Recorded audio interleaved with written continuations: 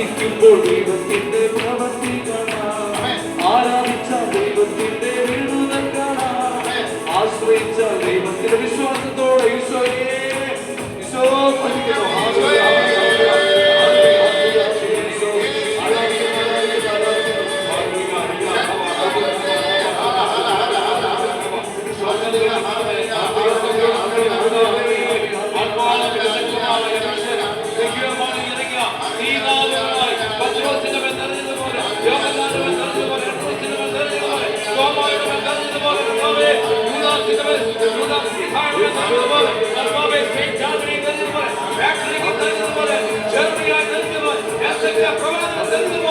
പ്രവാചകന്മാരെ